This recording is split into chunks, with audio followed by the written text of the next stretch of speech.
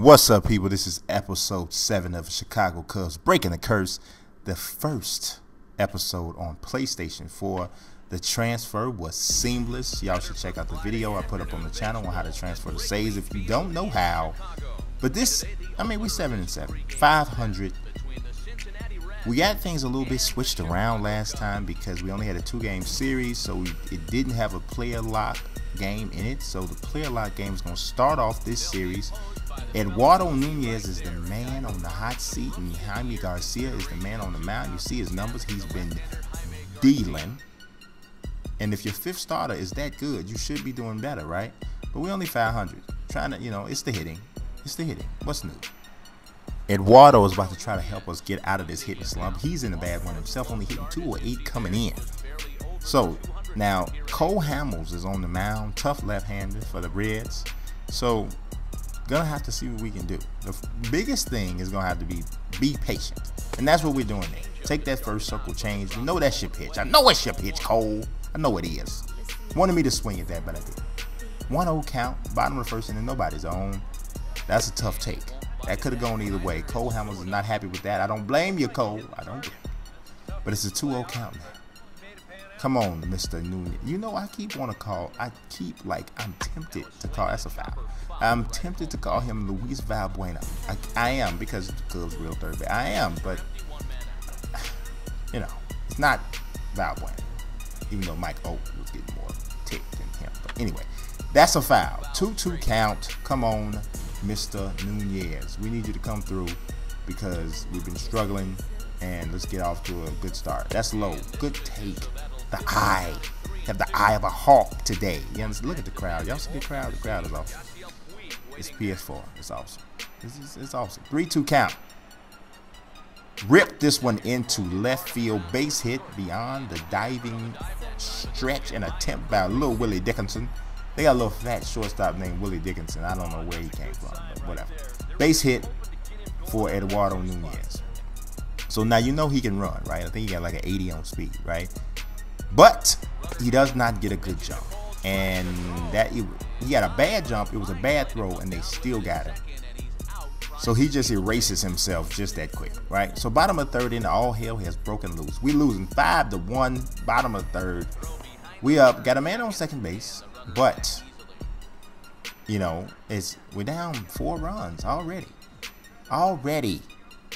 So we need Eduardo to drive in a run, and he got around late on that pitch, flies it out into left center field, and it is run down and caught, and he is 1 for 2. Now, all right, bottom of the 5th inning, same score, run another up again with a man in scoring position. Come on, Eduardo. That's low. Circle change is not fooling Eduardo today. It's not. He's on your game. You're on your game. You're just getting around a little late. Gotta be on time. That was high. You just swung at ball 2. I'm lauding your eye, and you swinging at ball 2. Come on. 1-1 count. Breathe out. Breathe out. That's low and in. Way in. Almost knocked my shin cap off. Do people have shin caps? I don't know. But if we don't, whatever. 2-1 count. Come on. That one got around late a little bit again.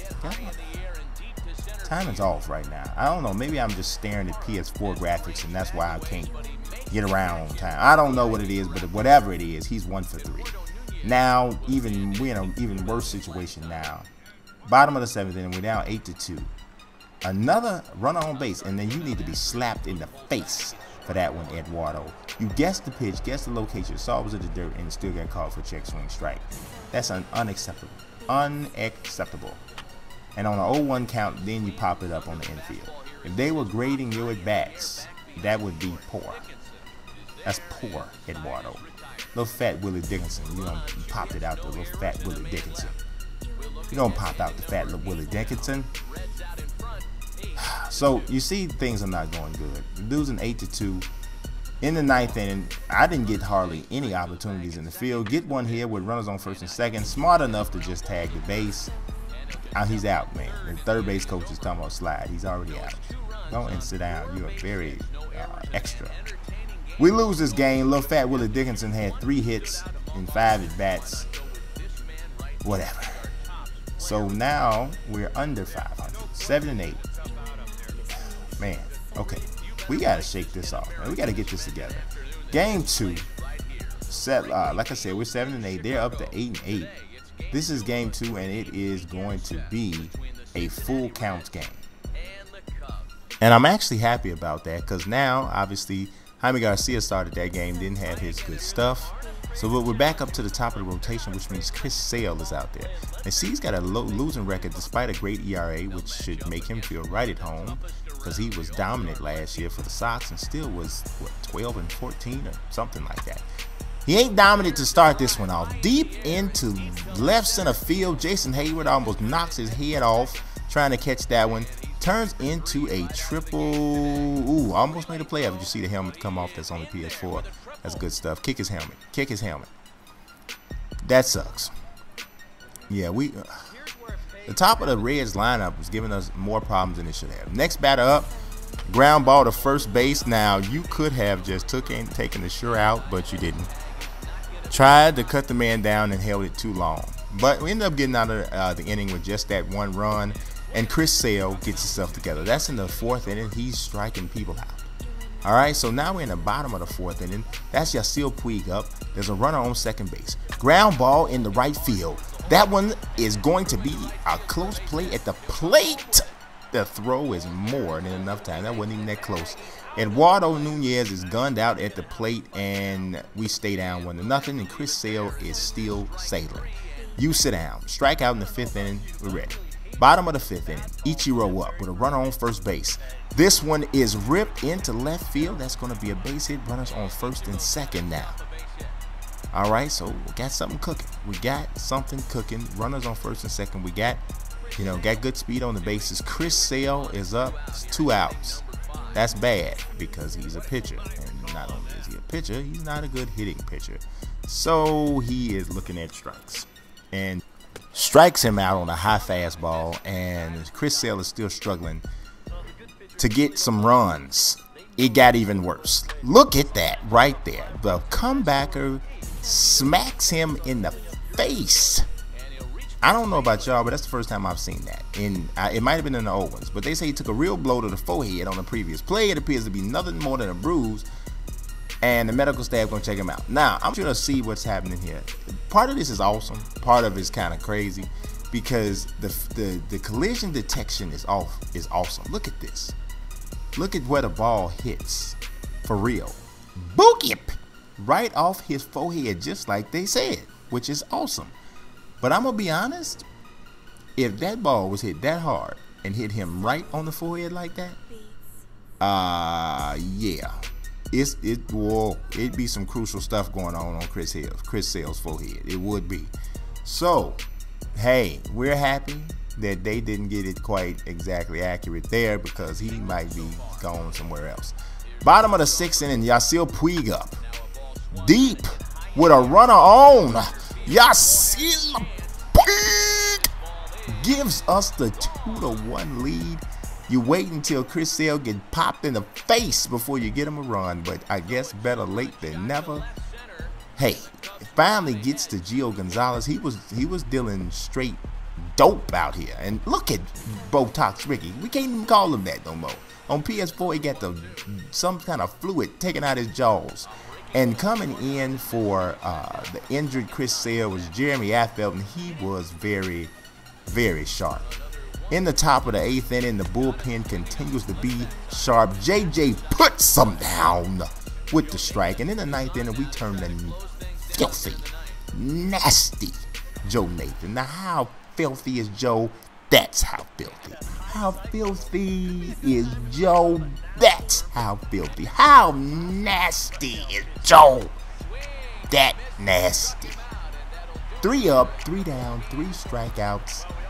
Nasty, dominant, perfect. 9th inning for Joe Nathan. Picks up his 3rd save. He fooled around and got the play of the game for coming in. It was a close game, only a 1-run game. And he absolutely closed the door on just nothing. Nothing. Take a look at the stats. You could have made a case that maybe Yasiel Puig was supposed to be the play of the game. He did drive in both runs. He actually would have had a third RBI had Eduardo Nunez not got thrown out at the plate, but that's neither here nor there because Cubs win. Cubs win. Cubs win. So, taking a final look at these stats, Chris Sale was pretty, he was okay. He only gave up a run in the 5 innings. So his ERA is still very good. I felt was just awesome. And look at this. They say he only had a bruised forehead. All right. He must have went and laid down in that wanted milk that Angelina Jolie and them had. Because I don't know, he would have some kind of forehead contusion. But we moving into game 3. Quick counts. Tim Hudson, Johnny Cueto is the pitching matchup. All right, let's get it going. In the top of the 2nd inning, Tim Hudson with that nasty sinker. Carlos Quentin, you will sit down with your camouflage shirt. But Johnny Cueto was doing pretty good too. We had a run on first base here though, and he is taking off and stealing. That is Eduardo Nunez. Bottom of the 3rd and still the next pitch. Ground ball, and look, Johnny Cueto's getting lit up out there. He got hit, almost knocked the dreadlock out of his hat. Runners on the corners now, but Tim Hudson is up, so that's a problem, right? But there's nobody out, and look at Tim Hudson getting freaky with it. Going to lay down the squeeze, and it gets us the first run of the game. The Cubs are on the board after the perfectly executed squeeze by the veteran Tim Hudson. Still the bottom of the 3rd inning, and they are trying to really give Johnny Cueto a problem. D. Gordon with the single up the middle, that's going to score another run.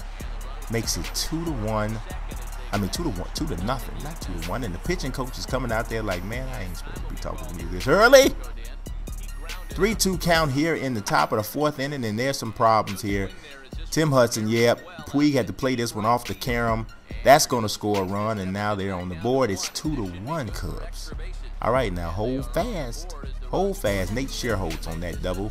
You play for the Cubs in real life. You should not be doing that to us. This is kind of like, everybody watch Friends. You know how you go on the other side in a new dimension? That's what this is. You're like in the other side. Never mind. Anyway, top of the 4th inning. It's a 2-1 game. Willie Dickinson. What is with this little fat man named Willie Dickinson? Why is he giving us problems? He just ties the game up. If I meet a little fat person named Willie Dickinson, I think I'm gonna have a problem with them. Just off GP. Top of the 6th inning, we've taken out. We took out Tim Hudson. Blaine Parker's in the game. He gets a big time strikeout. Keeps the game tied at 6. Top of the 9th inning though. Keith Butler up. Keith Butler. Jesus Butler. Keith. Jesus. Keith. Is that what it is, Keith? You giving up home runs in the top of the 9th inning to Omar Infante.